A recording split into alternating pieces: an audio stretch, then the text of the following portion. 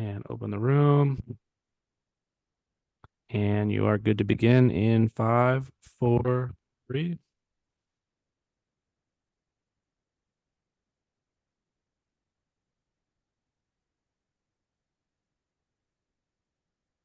Next slide.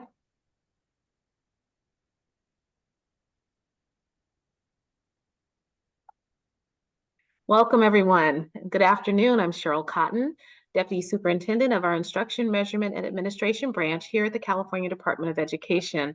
I want to thank you for joining us today. The title of this webinar is Ready, Set, Go, Putting Prop 28 into Practice. I know that you are all here to learn more, so let's get started. But first, let's talk about some quick housekeeping. We want to encourage you to let us know your questions and best practices and where you are in this process of getting Prop 28 started. We've got multiple means for this process. You can definitely send us questions, thoughts, comments to our email at prop28@cde.ca.gov. There is our Q&A function in the Zoom. You can drop questions there, and you can also respond to a survey at the end of this webinar. This webinar won't be recorded today, and we're not going to do access to the current slides as there are multiple organizations that are sharing. However, we will be sharing out links to resources during this webinar that will be also available on our website. So now let's get to the good stuff.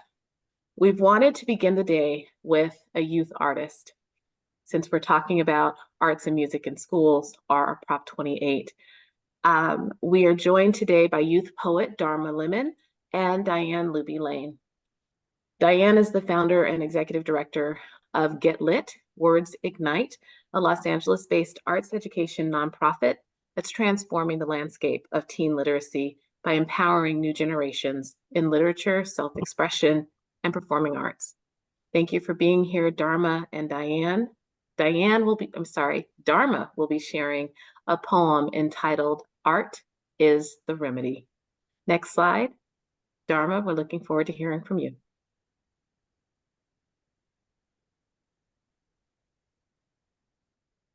Hi, everyone. I'm Dharma. I'm so thankful to be here today with all of you.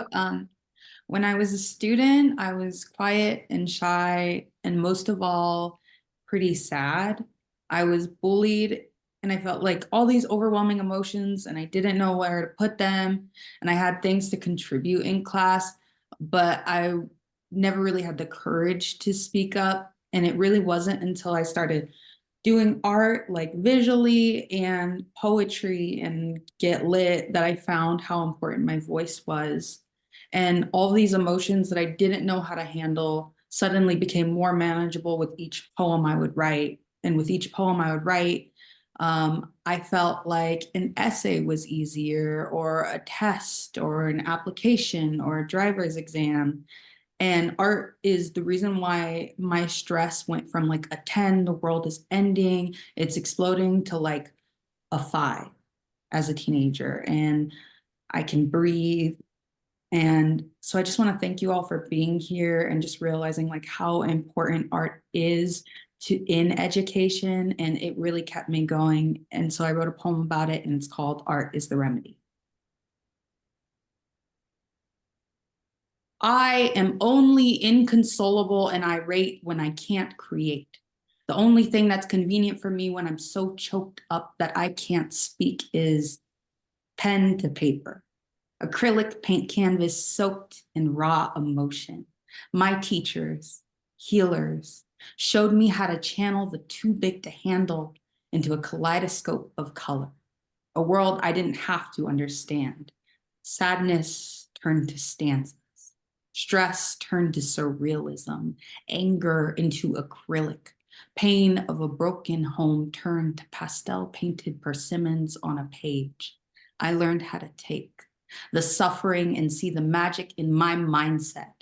Welcome to the new arts movement, led by students, bright-eyed, mystified by our own potential. The easel is the reason I got up every morning and made it through math class to get to 6th period, where Miss Clark would show us what art is, a weapon at our fingertips, I have never been one to throw hands, but I will throw them at a canvas any day. Throw them in the mountain pose. Throw them into the sky because still we rise.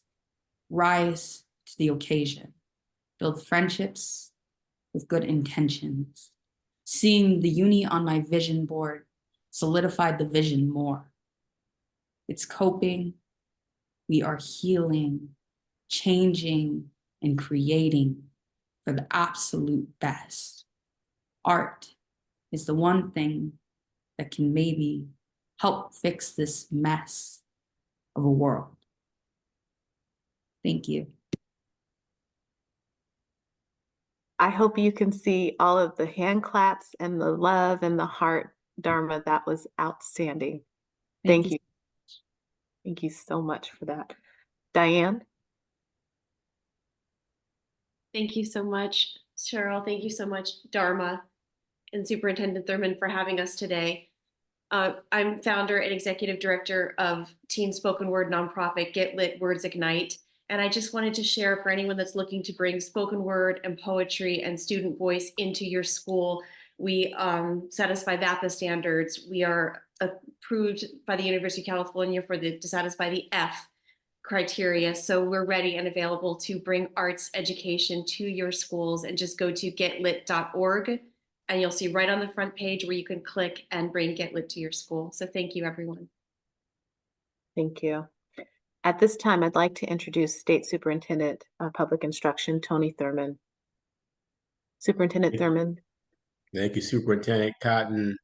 Thank you, Dharma and Diane and the Get Lit team for helping us get it started. Right? We're talking about arts and music integration, so we've got to have some art. And Dharma, thank you for what you shared, for giving voice really to what we think many of our students experience, how art opens them up and for expression, helps them to be engaged and is a positive factor and influence in their lives. And I related with so much that you said. Myself as a formerly shy student, trying to find my place, trying to find my voice, and what arts and music meant for me. I started my day every day, well, not every day, but many days, with the school choir.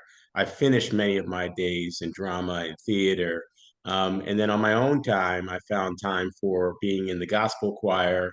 I found time for being in a rock pop band. I found time to try to be a breakdance kid and try to find ways to express myself in the arts. And for all the reasons that Dharma shared with us, we know that the arts are powerful for students and self-expression, and they have tremendous benefits at school. We know that as it relates to reading and retention, when students have integrated arts into their programs, arts makes a difference. And so we're grateful for everyone who's been on this journey with us for Prop 28.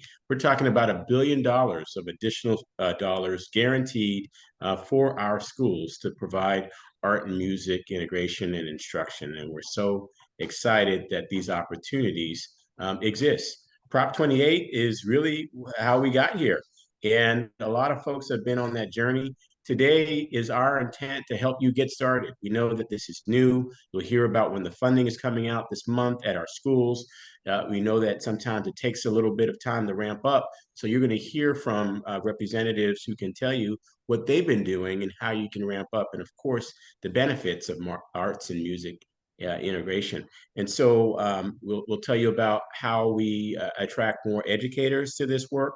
Whenever we can. It's exciting to have a classified staff person who works along with us, or a certificated teacher. We remind those who are interested in becoming a teacher to get in touch with us. We have a scholarship of $20,000 for educators and for mental health clinicians. That's at teachinca at cde.ca.gov. We're excited to also let you know that there will be ways that artists who've worked in the field can work alongside a credentialed teacher.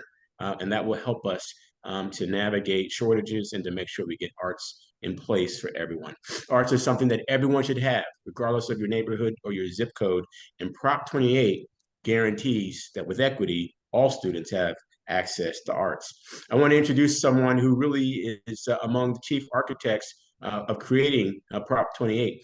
Lots of folks were involved, the California Teachers Association, SEIU, and classified unions. But one person really gave voice to what could become the future and is now our current circumstance, and that's Austin Beutner.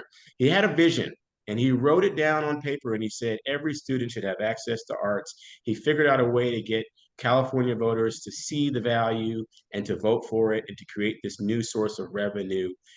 He's been an incredible champion. He's a former superintendent at Los Angeles Unified School District. He has created an important nonprofit called Vision to Learn that provides vision screening. We know that sometimes students struggle when they have vision issues. They cannot be as successful as we'd like them to be. And his program provides screening and access to glasses and access to supports. He's an incredible champion who's brought many artists along, famous artists who help to extol the virtues of the importance of arts.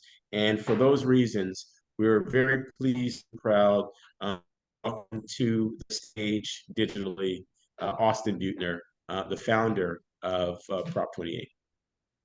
Well, thank you, Superintendent Thurmond. Thank you to all the team at CDE for pulling this together and, as you said, sort of kicking off the important work, which is making sure that every kid in every school has a chance to participate in the arts. And like you and Dharma, I guess I started as that shy kid, and the arts opened doors for me. I went to my 4th or 5th different elementary school by 5th grade.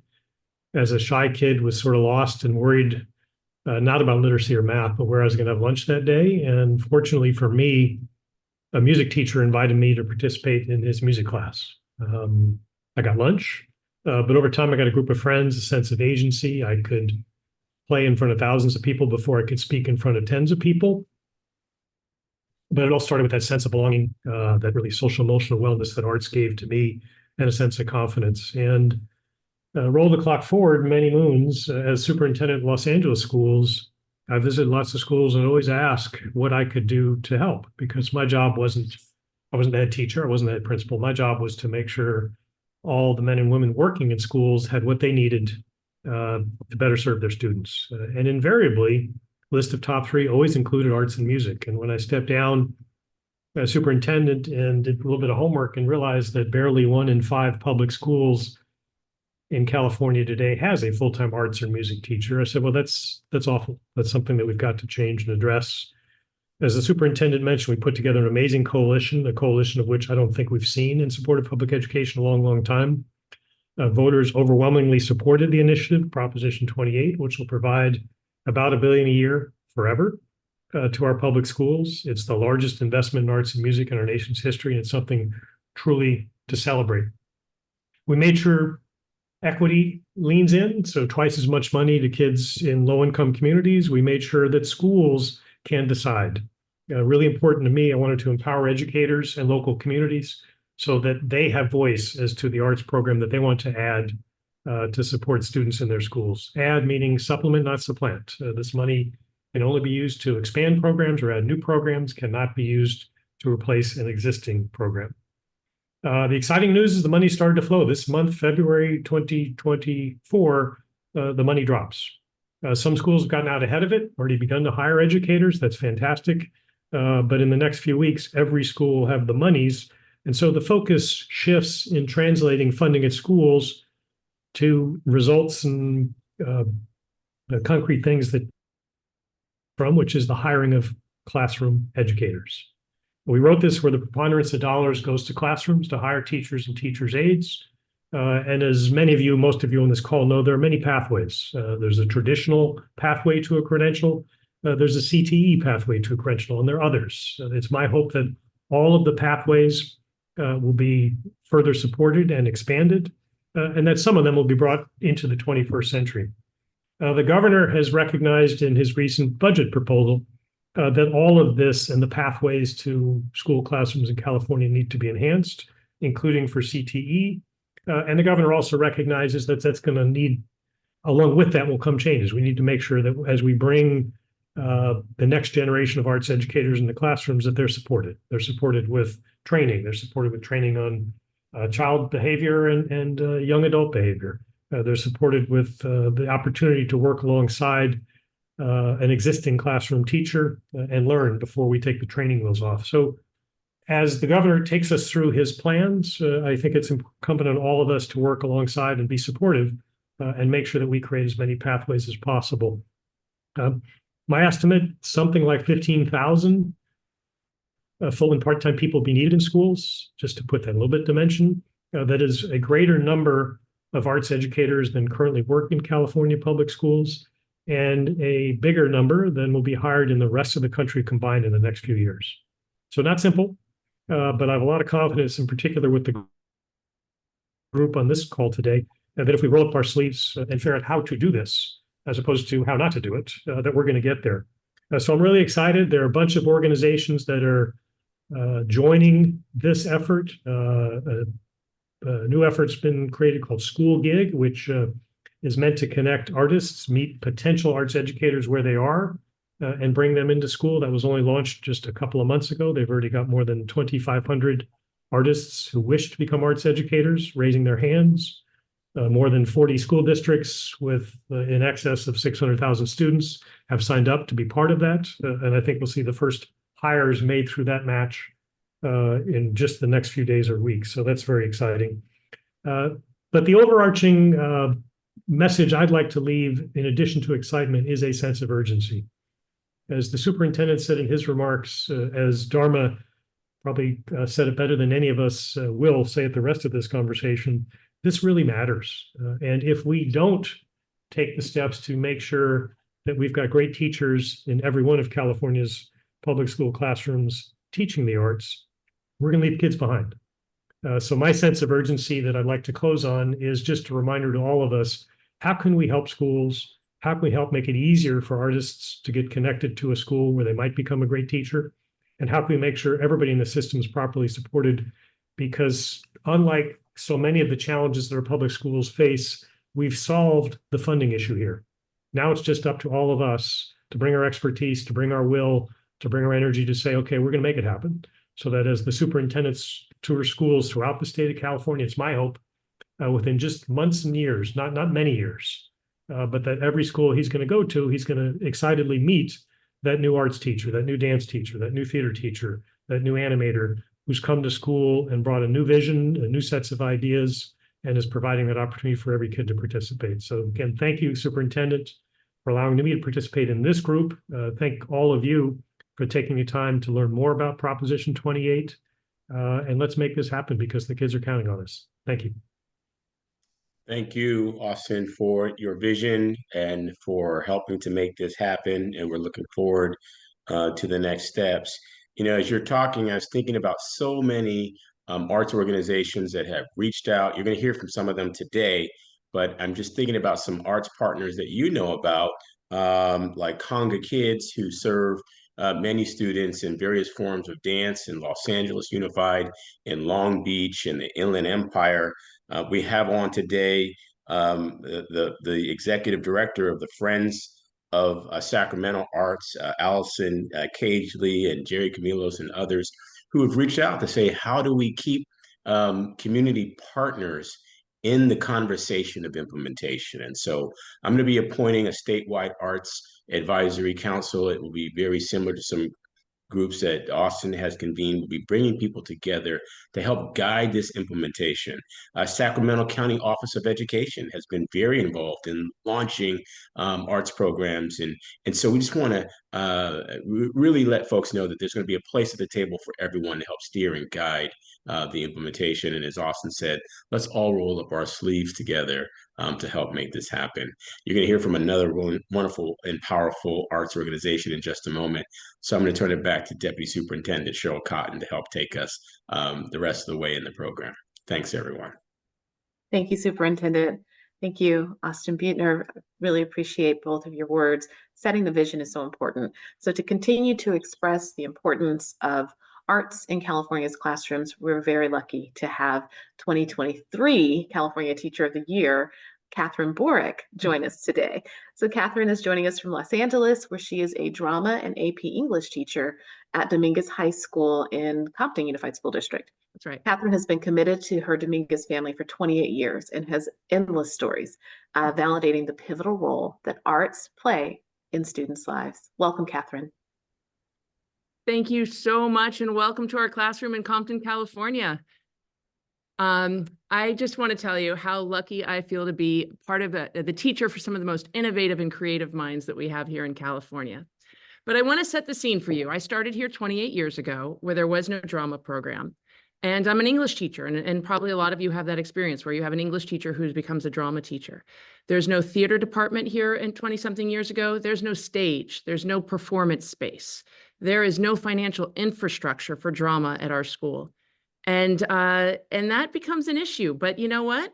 There's one thing we can do. It's we can make things happen anyway. So that's part of the MacGyver mode. You take what you can from what you do have, and you make something out of that.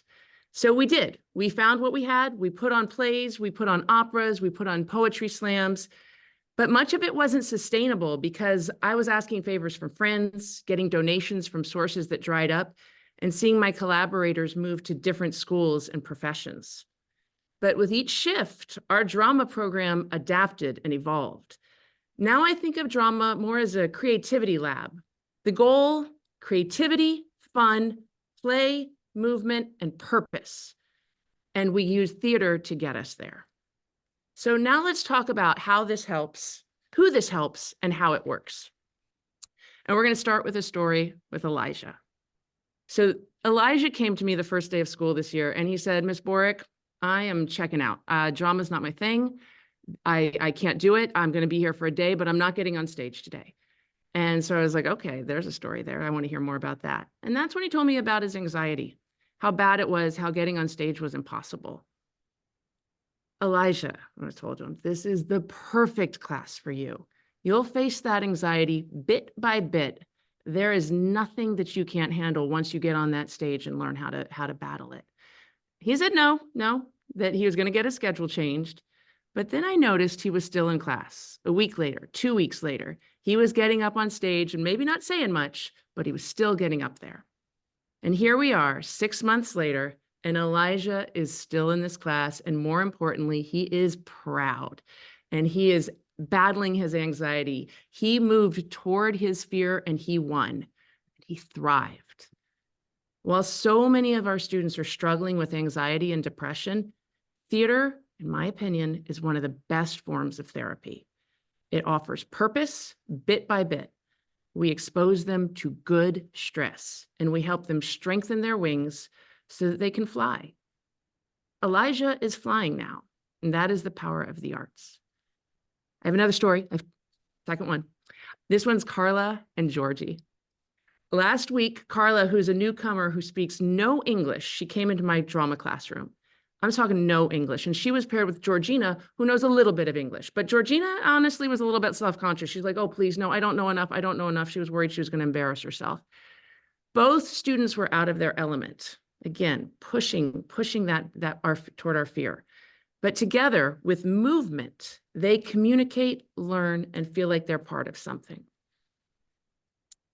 This week, having worked toward memorizing part of their nature poem, students had to perform the poem physically. Georgie was a tree, Carla was the wind. They worked together not just to say the poem, but to become the poem. These words became movement. They were outside, they were laughing. There was a sense of belonging.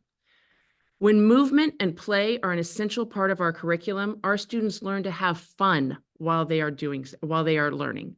And these young women worked through language barriers to communicate beyond words. That is the power of the arts. And now I want to talk about one last student. I want to talk about Zeke. I feel like there's one of our problems right now in education is our boys are struggling.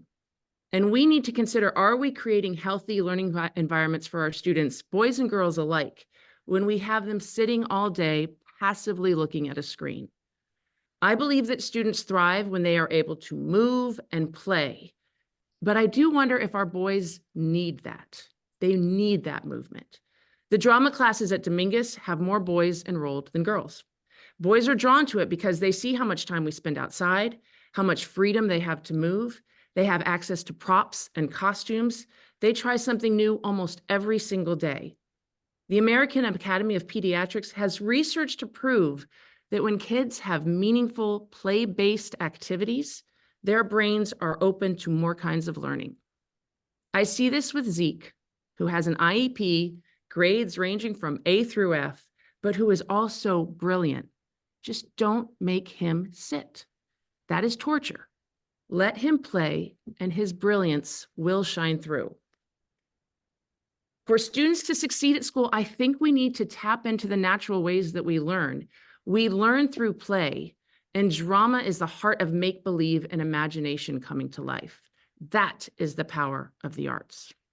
So in closing, I just want to say, I think we need to fundamentally rethink the systems we have in place in our schools and to reimagine what an effective classroom looks like.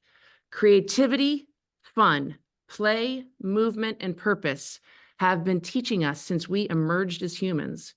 We need to remember our students' humanity, tap into that potential, and there is nothing better than the power of the arts to get this job done in my classroom and in all classrooms. Thank you so much. Catherine, thank you. Well done. Thank you for opening up your classroom to us and sharing your student stories. This is the reason why we are doing this work. Again, thank you, Austin. Thank you, Superintendent Thurmond, for all of your insights. This is our why, and thank you for helping to frame that for this conversation. What I know folks are interested in also, particularly those who are trying to implement this in our schools, it's the how. It's the logistics. So it's the what are the rules of engagement? So this is our set in our ready set, and then we'll be going. I'd like to introduce Mike Torres. He is our director for our Curriculum Frameworks and Instructional Resources Division here at the California Department of Education. With Mike, we also have Pete Callis from our who will be talking about our career technical education programs that support our arts programs. We have Ann Harris that has joined us from the Commission on Teacher Credentialing to talk about all the many different pathways for folks to become art teachers and how we can support them. And then we also have Erin Heredia, who is joining us to talk about that funding piece, when you expect to see the funds, what you need to do to get prepared. So let's start with Dr. Torres, and then we'll move through this group. Dr. Torres. And thank you so much for that introduction, Deputy Superintendent Cotton. And thank you so much to you and Superintendent Thurmond for the work that you do in lifting up the needs of students and educators on a daily basis. With me here today to talk a little bit more about the program side of things for implementation of Proposition 28 is Dr. Jenna Polhemus. And we'll be tag teaming through our section of this webinar.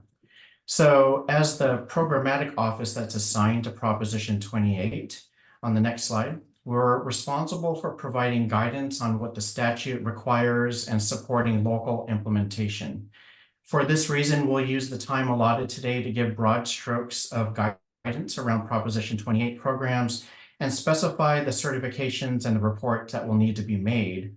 One of the most frequent questions we receive from the field involves what programs can Proposition 28 fund? Prop 28 leaves this determination to the local level, but it does contain some stipulations which we'll discuss in further details on the next slides. First of all, schools are required to develop an annual expenditure plan. This format of the plan is not specified. When considering what programs to develop and include in this expenditure plan, both schools and local educational agencies should consider whether pooling resources amongst various schools may be beneficial. While pooling resources is allowed, reallocation of funds is not included in the statute. Additionally, when considering the expansion of arts programming, it may be useful to consider the time of the programs, as the Arts and Music in Schools Act allows for flexibility of arts programming to be both within or outside of school hours. Additional considerations when determining what programs to develop involve knowing whether your LEA has more than 500 students or not. So should your LEA have more than 500 students, 80% of those funds must be spent on employment of certificated or classified personnel for arts education programming, and that's unless your LEA has submitted a written waiver. More details on the waiver will be forthcoming in this presentation. I know that's a hot topic question, so note that a waiver can be requested at any point in the 3-year expenditure period and lasts for its entire duration. A new waiver will need to be requested for each allocation year of funding that LEAs do not plan to meet the spending requirements as outlined in statute. Lastly, when considering programs, we encourage all schools and LEAs to review the following 3 resources to best determine what is an art. That includes the language of the Arts and Music statute itself, education code, and I would also be remiss not to mention the 2020 California Arts Education Framework. Ultimately, the California Department of Education will not be making these determinations for any school, sites, or LEAs directly. So on to the next slide. There are conditions of receipt of those funds, and I am going to pass the presentation over to Dr. Polhemus. Dr. Torres. All schools, pardon me, all LEAs that receive Prop 28 funds will need to make 4 certifications annually that are outlined here in green. They'll need to be certified that all funds will be used to provide art education. As mentioned earlier by Dr. Torres, LEAs with 500 or more pupils will also need to make a certification that 80% of their funds were used to employ certificated or classified employees. The third certification that will need to be made annually by LEAs is that AMS funds will be used to supplement, not supplant funding. And we'll have more on that as well. Lastly, the final certification that LEAs will need to make is that no more than 1% of the funds will be spent on administrative expenses. Those certifications will once again need to be made annually, as well as having an annual report. The next slide will talk about what is required in that report. And so, as I mentioned, first, we need to make sure that those LEAs are making the certifications. And then second, each LEA will need to submit a board-approved report. It must include the full-time equivalent teachers hired, classified personnel, and teaching aides, as well as the number of pupils served, the number of school sites provided arts education programs with AMS funding. The last thing that is required happens at the end of the 3-year expenditure period. That will involve LEAs reporting the unexpended funds to the CDE.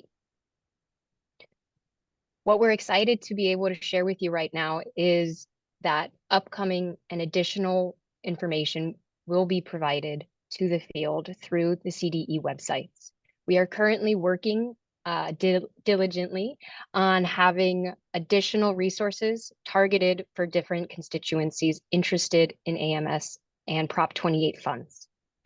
We have these resources for parents, local educational agencies, as well as teachers and art professionals. Additionally, the CDE is working hard on a web portal system where LEAs will then be able to report this information and make those certifications, as well as submit for a written waiver and all things AMS. This should be live within the forthcoming months. We're excited to share that with you in future webinar series as they become live.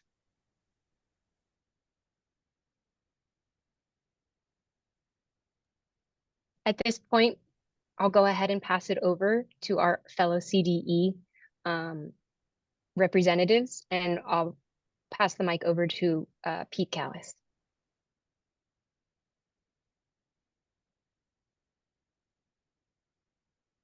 Thank you, Jenna. Next slide, please.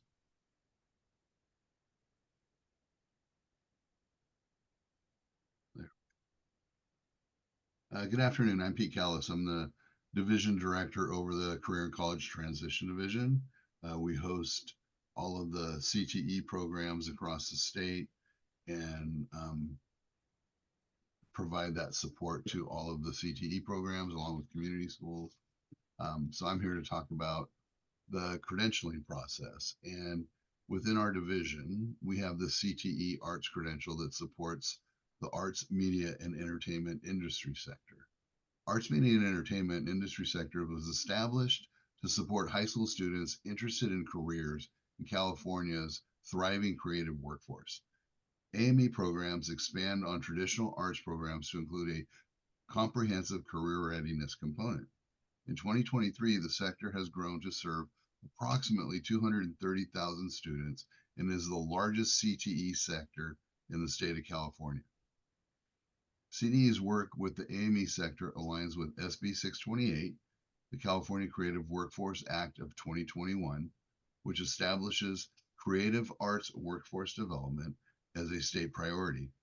CTE works collaboratively with local education agencies, employers, workforce intermediaries, government partners, community organizations, training programs, labor partners, and post-secondary institutions to establish a system for building a more inclusive and diverse school to career pipeline and entertainment workforce.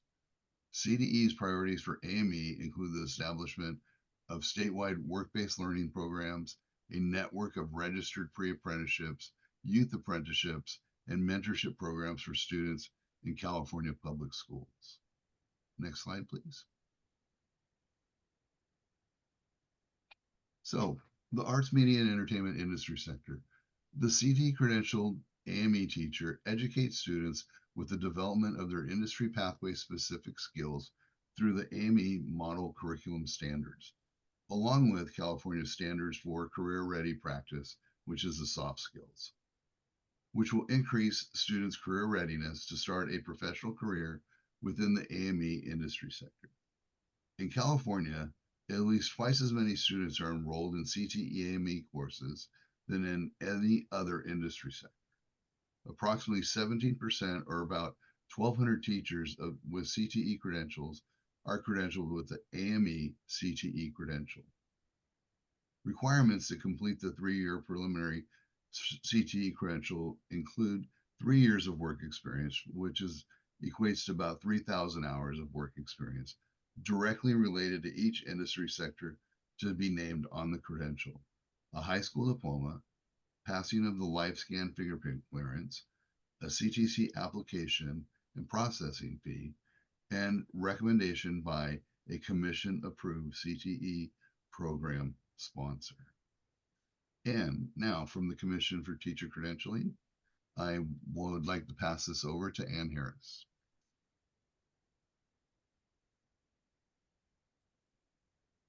Good afternoon. My name is Ann Harris. I am the manager of the Assignment Monitoring Program within the California Commission on Teacher Credentialing, and today I'll be covering the credentials required to teach in arts education courses. Next slide, please. The credential required for a course is dependent on a few things, the content being taught and the standards used to develop the course, whether they be academic standards or career technical education standards, as well as other aspects such as grade level or curriculum level. So this slide here depicts the types of credentials that may be used to teach in an arts education program, and it also highlights some very important things to keep in mind. So the Commission issues credentials that are suited for specific classroom settings. So for example, general education, special education, career technical education, et cetera. In terms of credentials that authorize arts education courses, there are a few options depending on the standards that were used to develop the course. So, for example, a course in which the educator is teaching art content and the course is based on academic standards, that would be a general education course. This would be authorized by either a single subject teaching credential, for example, a full art single subject authorization, or a supplementary or subject matter authorization in art or introductory art. These are limited authorizations, which may have some limitations based on curriculum level or grade level. And these are general education courses, and they're reported in CalPADS with the course code in the 9,000 range. So that would be the first two bullets.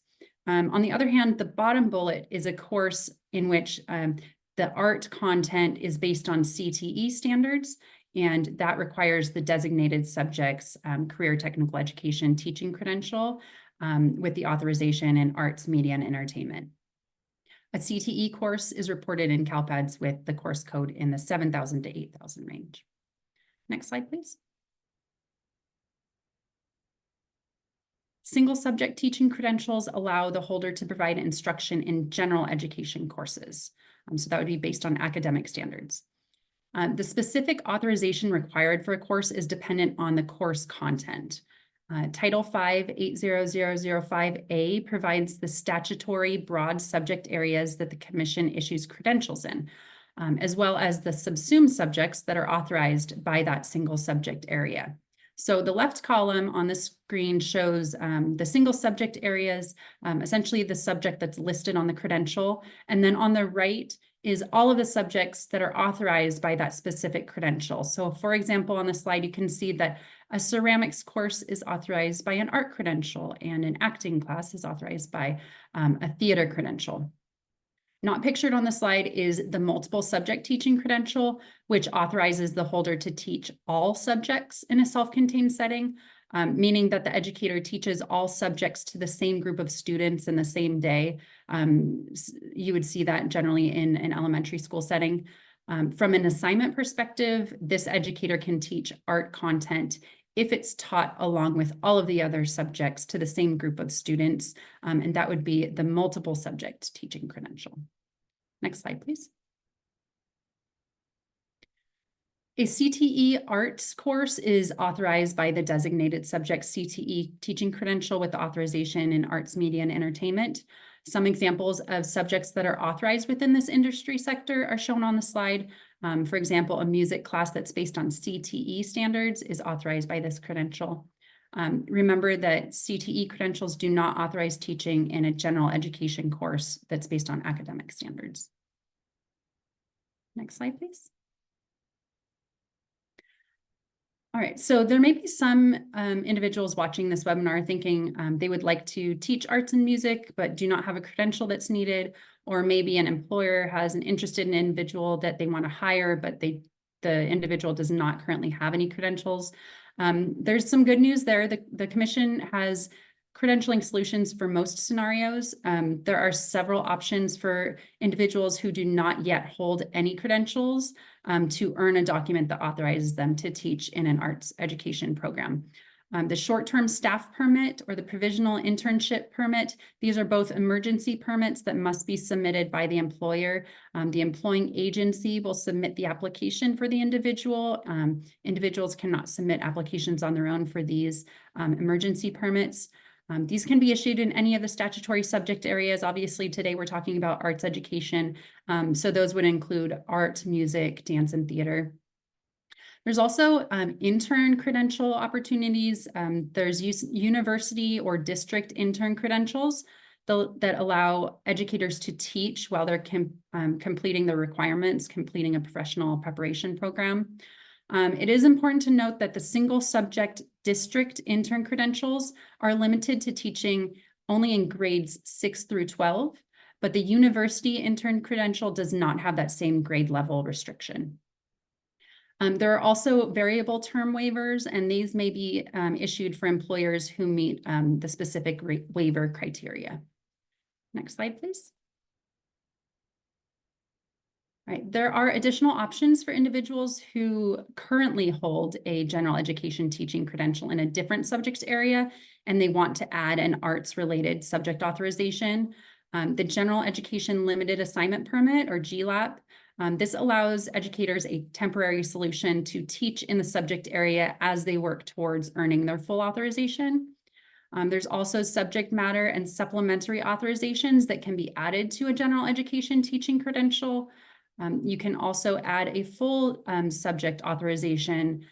So for example, someone who holds a single subject teaching credential in another content area, like math or science, they can earn a full authorization in a new content area like art or music. So essentially they'd have two different single subject teaching credentials. There are also local assignment options and short-term waivers that are used at the discretion of the local level. The LEAs are responsible to review statutory language and regulatory language to ensure all requirements are satisfied if they're using this type of flexibility. Now, educators who currently hold a career technical education credential are currently only authorized to teach content in a CTE setting, as I mentioned. However, the governor's budget proposed a possible solution for CTE credential holders. The proposed language provides that the commission would create a new elementary arts and music education authorization for a CTE teacher to provide arts instruction in the elementary school classrooms. The commission is eager to see the language that will appear in the trailer bill. We will have to await the trailer bill language and see where that stands to know the preparation requirements to earn that type of credential authorization, if that is in the language. So at the moment, the current law authorizes a CTE credential holder to teach only in a CTE course. If you have any questions related to the credential requirements, unfortunately, we don't have enough time to cover all of the requirements here. However, I will drop the link for the Commission's Prop 28 webpage in the chat. This link will have additional guidance, including the credential requirements. Thank you very much. Thank you so much, Pete and Anne, for sharing your expertise on CTE as well as the credentialing requirements. Thank you for clarifying and providing that guidance here in this webinar.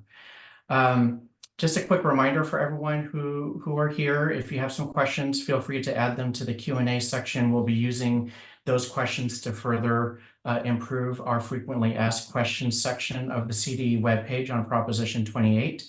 Also, feel free to email the prop28@cde.ca.gov inbox if you have additional questions.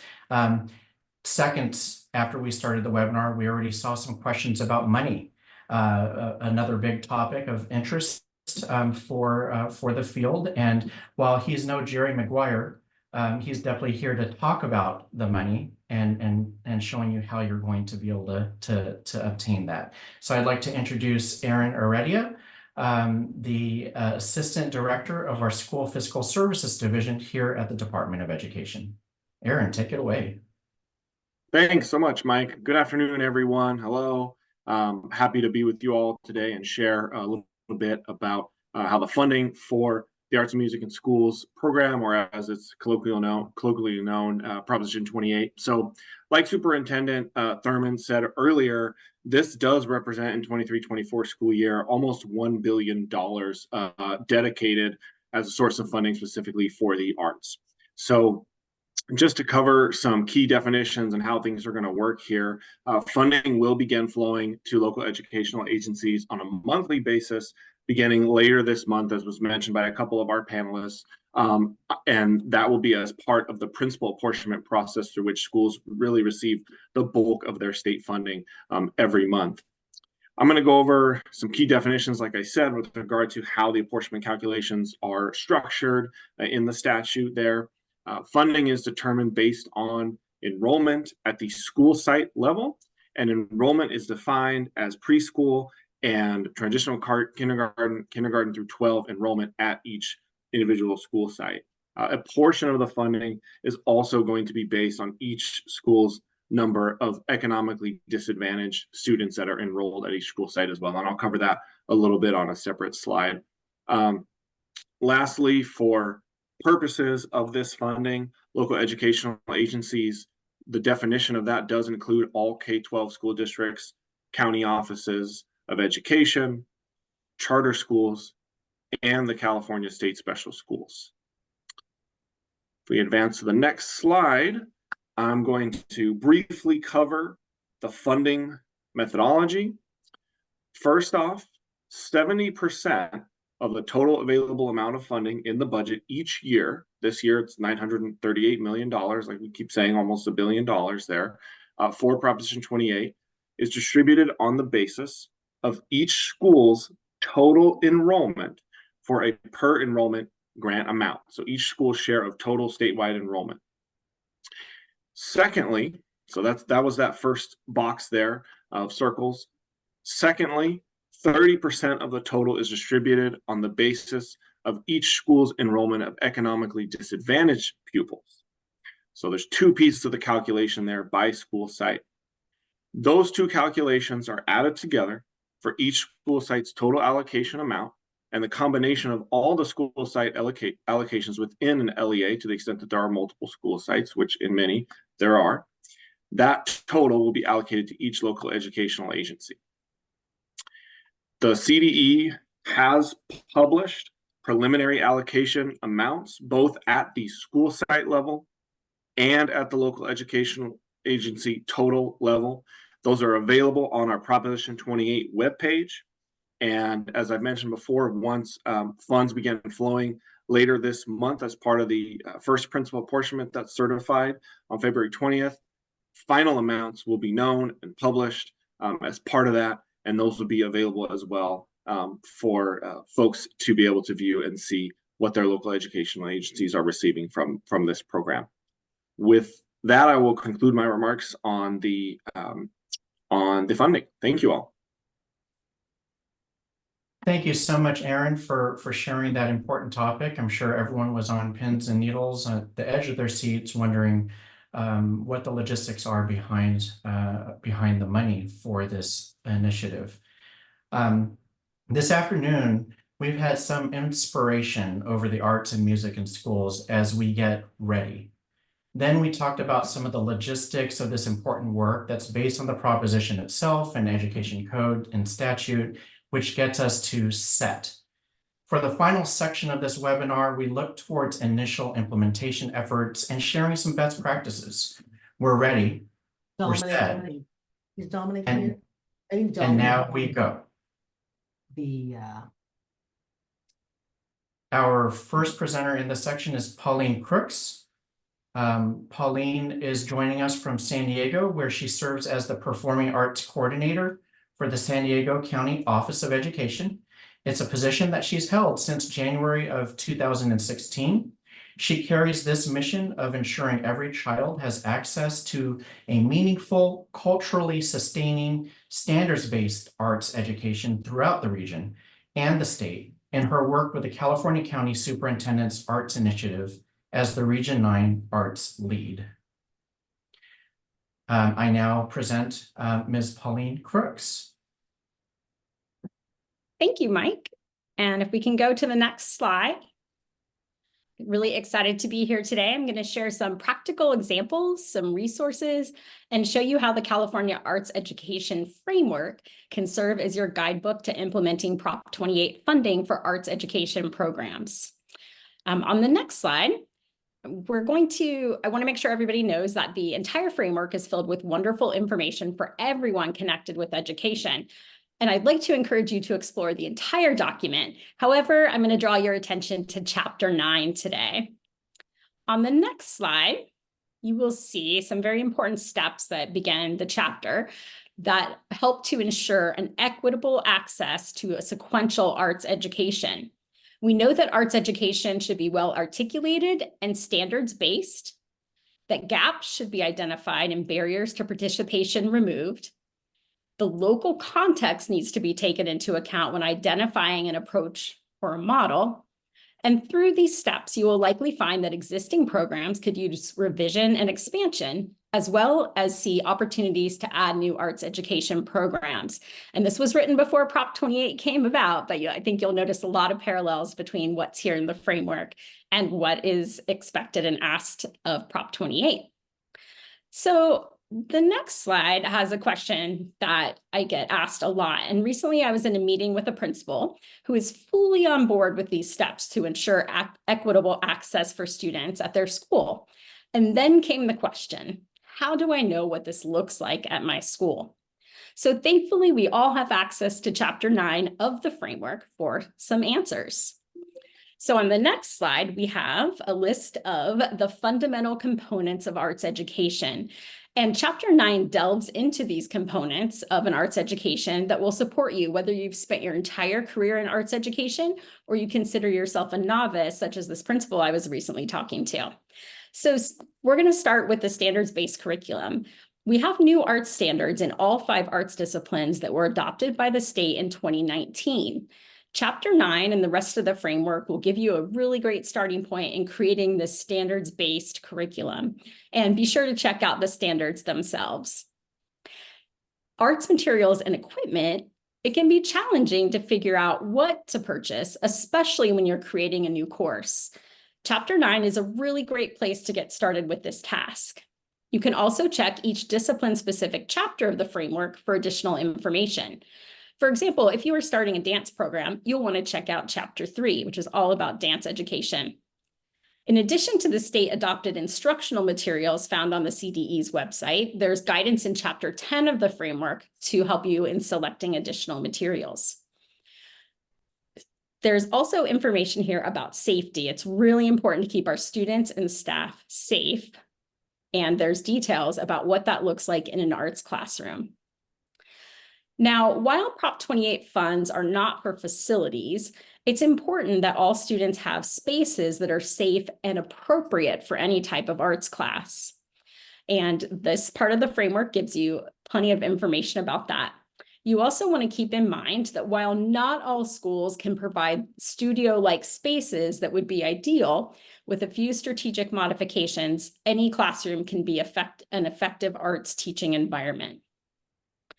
Now, scheduling is another conversation that comes up really frequently. In fact, I was getting some text messages a little while ago from somebody talking about scheduling and how to fit these courses into the school day. Well, again, you can find information about scheduling arts courses in this part of the chapter, and it breaks down the specific details you'll need to consider if you're at an elementary school, what might be different at the middle school level and at the high school level settings in order to create schedules that will work for all students. Because remember, one of the great things about this funding is it can provide opportunities to increase access. So we want to make sure that we're not accidentally doing something that might decrease access for our students. And finally, the big topic of staffing, which has been covered quite a bit here today. The chapter does give details on qualified arts educators and how to support them. However, it will not have information on where to find these wonderful educators. So I'm going to give you a few examples of things I know about that have been going on within our state. Prior to the passage of Prop 28, when it was polling really well, we knew that if it passed, it would be challenging to find enough qualified educators to fill the positions that would be created. And so locally, we began having conversations and around the state on how we could address this potential barrier. So we've been focused on this for at least the last year and a half, if not longer. In January of 2023, here in San Diego County, we held a meeting with all of the institutes of higher education within the county to share the good news of Prop 28 and to begin conversations about how the different colleges, community colleges, universities could expand the offerings for new arts educators and teaching artists to enter the field of education. This opened the doors for collaborative conversations and new partnerships between schools and districts and IHEs. And many new ideas have been born out of those beginning conversations. It's also important for us to let students know that becoming an arts educator is a viable career pathway. And as a parent of somebody who is in college and going into the arts, it's sometimes hard for me to remember that. So I know it's something really important for all of us to have awareness of.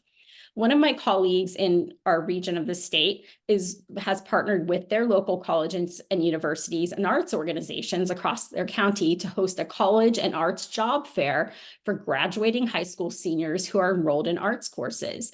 So pretty soon schools will be sending buses of their students to a local college for a day of learning more about potential career pathways in arts education as high school students. And here at our County Office of Education, we have an Educator Pathways Department that provides support to anyone wishing to become an educator, whether they're a high school student currently, they're a classified employee, whatever their role is, how to become an educator, and they're helping people become arts educators also. They have a list of financial resources. They hold future educator events for students starting as young as in middle school. They hold job fairs. And it's very likely that your county office has a similar team and resources ready to assist you in your county. Now, if you can go to the next slide, we're going to talk about professional learning. And there is a lot of information about professional learning within Chapter 9 of the framework. So it's really important that we are retaining the arts educators we currently have in our classrooms today. And as we continue to bring on new educators, that we're supporting them with the professional learning that they need. So the chapter references the QLPS and the LPI report, in addition to giving specific support needed in arts education. And I do want to encourage you to tap into the expertise of our arts partners in providing support to our credentialed arts educators and our classified arts educators as they work to expand the arts offerings they provide students. For example, I know of many local dance educators who wish to expand the types of dance they're offering students, but they don't necessarily feel confident teaching ballet folklorico or hip hop today. So this is a great opportunity for our professional dance teaching artists to work alongside our teachers to support their learning as they provide these culturally responsive arts education to students and better meet their needs. So on the next slide, we're going to look at how we can move forward and how we create plans. So I think the most important part of Chapter 9 are the questions that are on the next couple of slides that will help you know where you are before you start this journey or in the early days of this journey. So these questions: what arts disciplines are being taught already? What is there? Who is teaching the arts? And I think one of the most important components is this next question: which students have access to learn in dance, media arts, music, theater, and visual arts? Which do not? And where are those barriers or challenges preventing that access? And on the next slide, you'll see another set of questions that continue this line. So having answers to these questions are really key for your planning. And so is receiving community input. The school leaders that I talk to do not need one more thing on their plate. And I'm here to share some ideas about how implementing Prop 28 does not need to be just another thing for our school principals. So if we go to the next slide, I have a list of some different ways that are practical ways to get community involvement. You may already do empathy interviews or home visits. You can implement student-led community walks, or if you're doing student shadowing, anybody that's done a profile or portrait of a graduate work, that can connect here. If you have students at your school at the grade levels that take the California Healthy Kids Survey, I'd encourage you to look at that data. Your school site plans can provide valuable input here. We're starting a new 3-year cycle of the Local Control Accountability Plan, another great opportunity. I know I just received an email from my local district to give input on their LCAP. And so asking those questions that have to do with arts education are a great way to find out what's needed in your community. If your school or district has a strategic arts education plan, I'd encourage you to look at that and the California dashboard data. I do have links to different survey tools also created by my colleagues in Orange County, Stanislaus County, and Tulare counties that I am happy to share with you as well if you'd like some ideas of other survey tools that you can use in addition to what is already out there. On the next slide, you can see the steps outlined in the framework for creating a strategic arts education plan.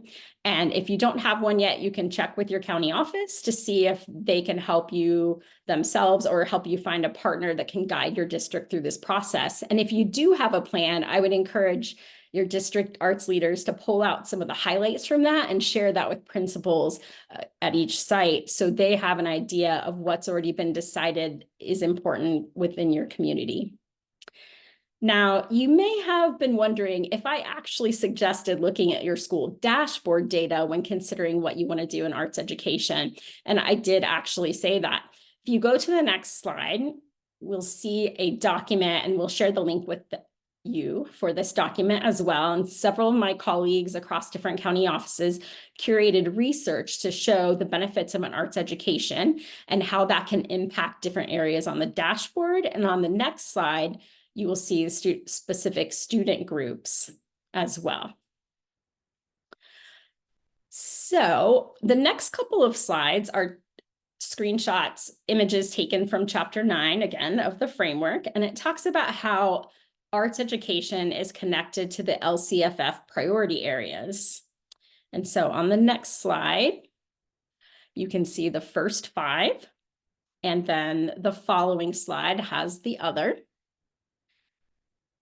5 priority areas and how they're connected. And this could be really valuable information for you as community partners to make sure that also that the person in your district who's writing your LCAP has this on hand.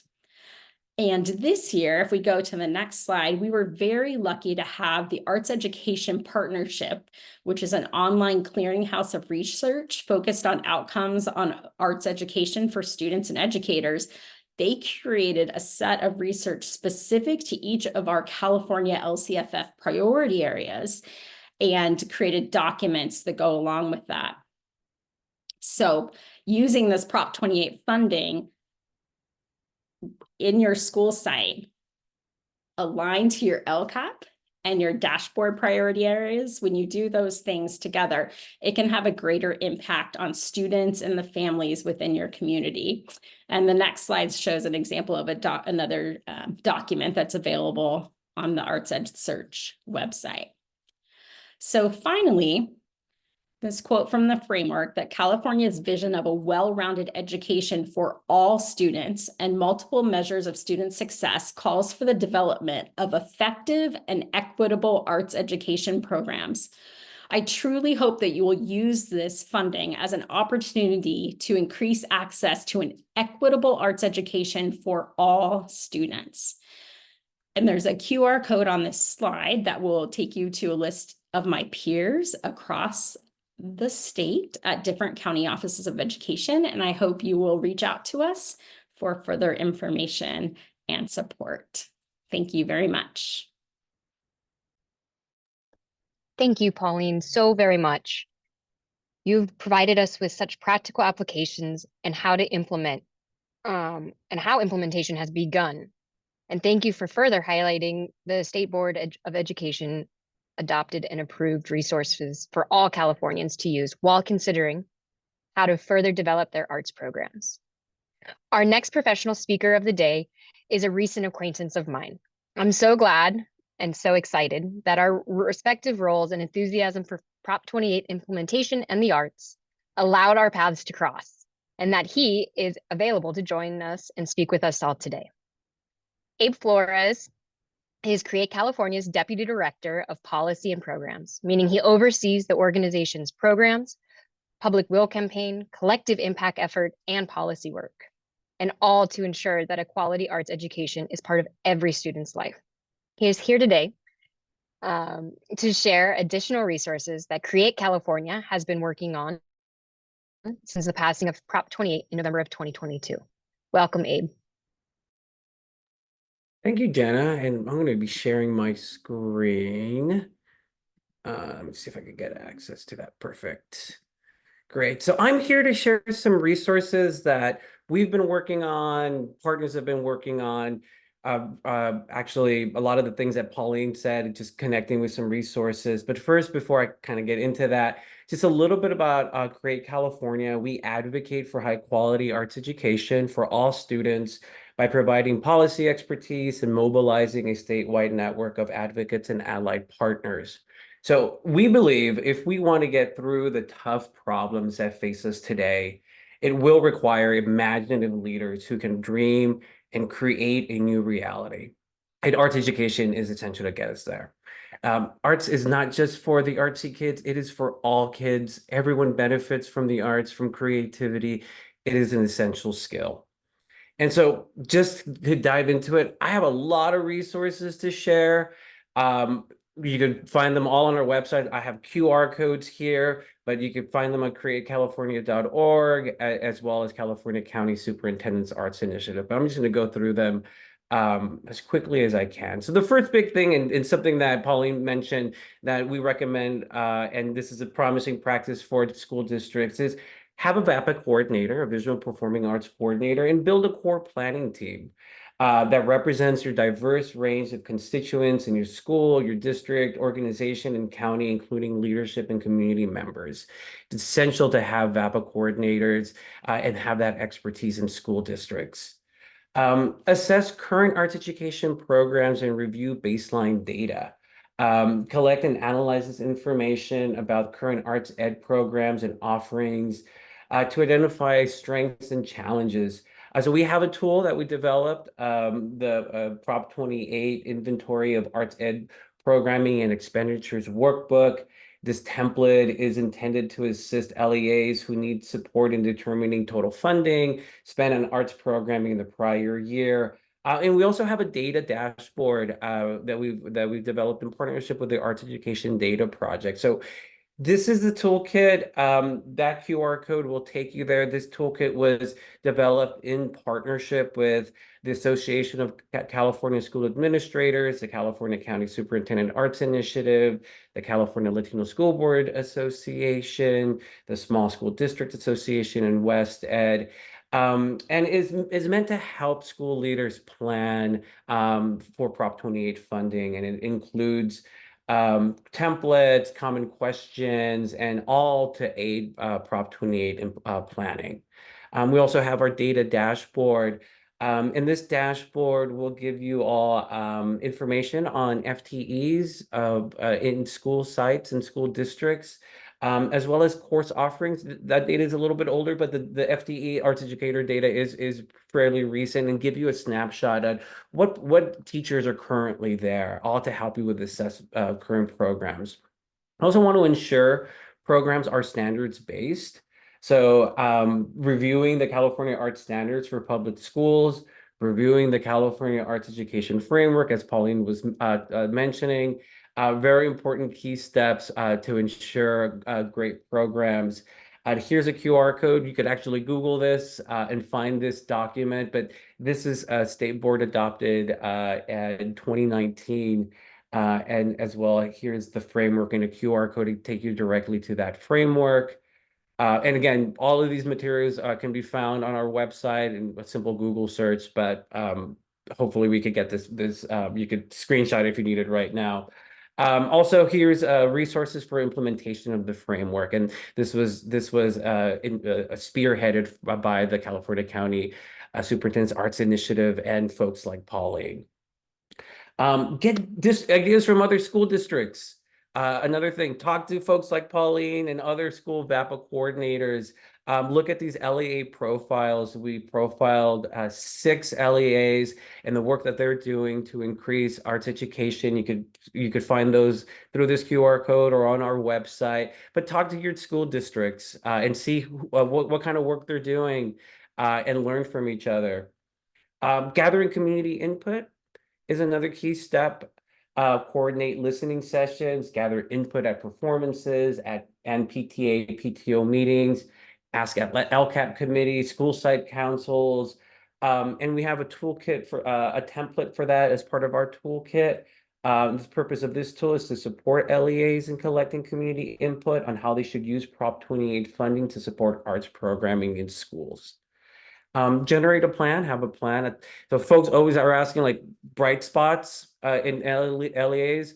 Bright spots are usually the LEAs that have a VAPA coordinator and a strategic plan that was developed with community input.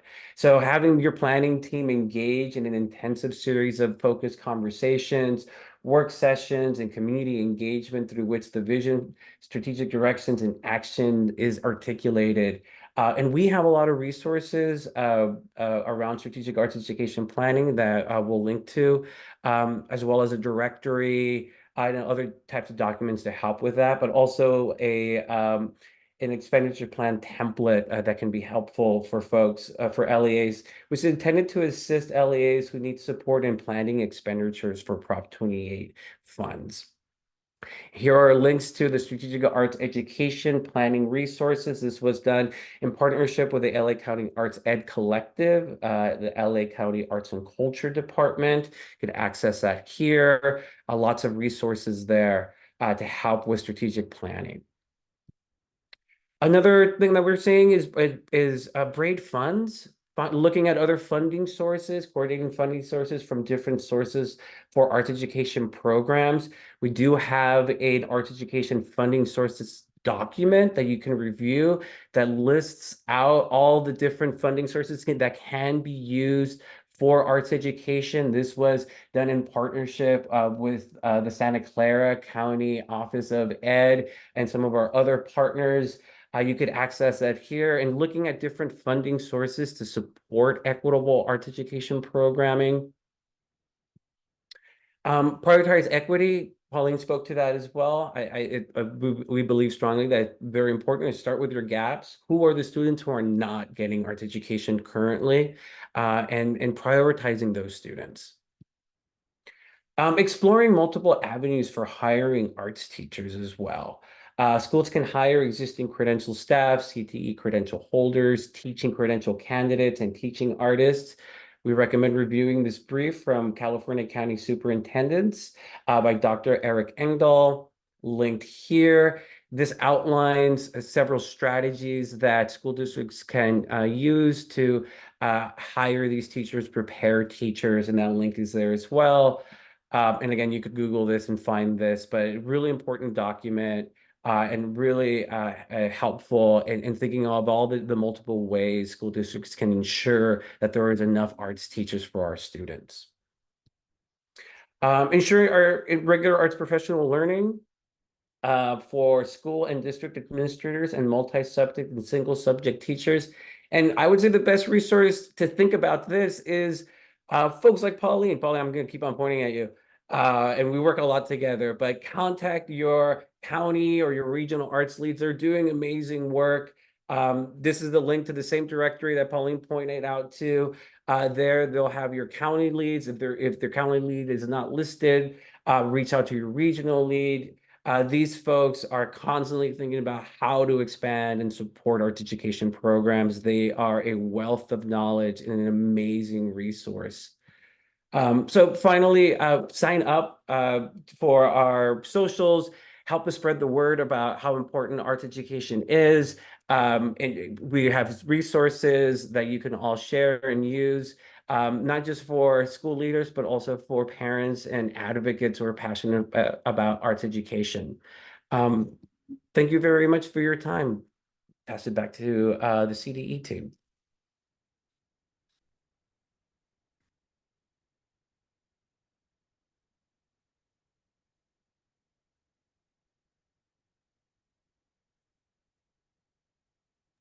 We're joining. So at this point, next slide, please.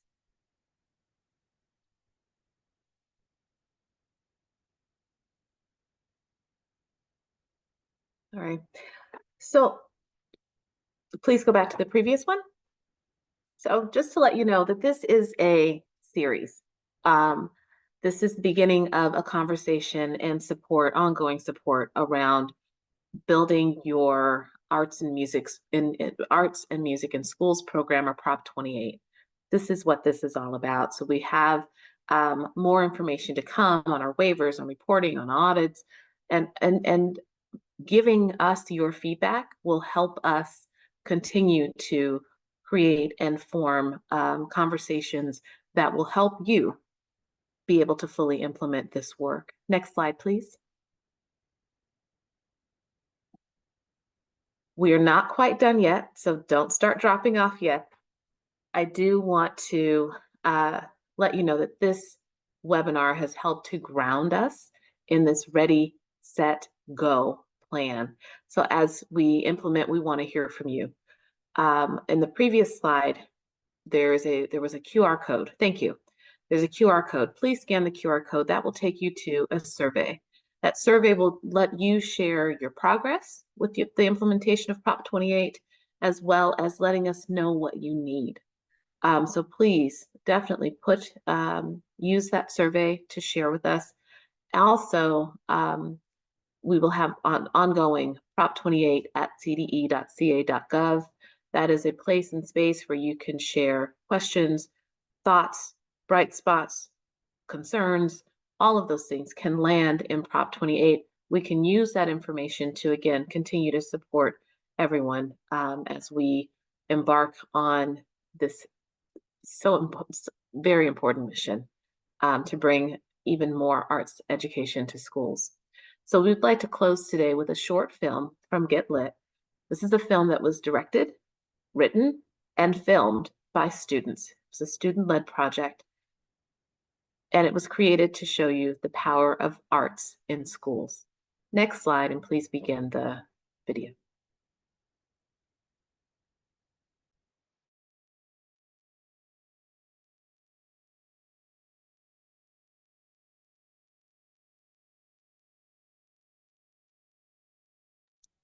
Not hearing the sound?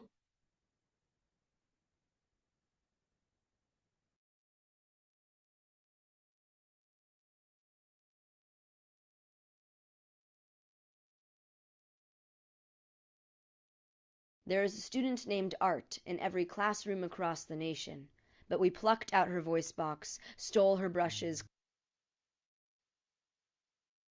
clipped her guitar strings, and gave her a seat in the back of the classroom. Without her, we are all separate islands, floating at sea by ourselves, alone in crowded hallways. Without her, we have no life rafts, bridges, anchors. We chew on our pencils, stare out the window, look at the clock. There is a student named Art in every classroom across the nation, and when we give her her voice back, we start to listen. She dresses in primary colors and smiles at strangers during passing period. Art plays the piccolo in her best friend's folk band. The songs they play don't have much rhythm, but still get everyone dancing. Her mouth is a garden that does not whisper thorns to anyone. She'd rather plant seeds in the palms of their hands, promises they will blossom no matter their roots. Art doesn't understand math because of its solid and straight lines. She can't fathom there being only one answer to anything. So she sketches her own equations. Poetry plus passion equals peace. She subtracts subjectivity from logic, finds that there is so much comfort in creation, beauty in becoming the person people want to sit next to at lunchtime.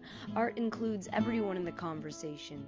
Her messages are murals on barren brick walls, hoping that all who stop to stare will take a shade of color with them. Some teachers think Art is the troublemaker, blame her for daily disruptions, doodling, and scattered attention, but Art is the reason we woke up at 6 and took 2 buses to get here, just to hear her speak in sparkle, just to learn her lesson for today. But if we close down her theaters, plunder her paint, deactivate her microphone, and unplug her voice, school becomes a silence that is perfectly intact. No one wants to be the person to break it. There is a student named Art in your classroom, your school, your district. She can be the click of comprehension the moment you master the concept, as long as we give her the chance. Today, she writes of the world she would like to see tomorrow, a world that is colorful and warm, the perfect weather for anyone to bloom.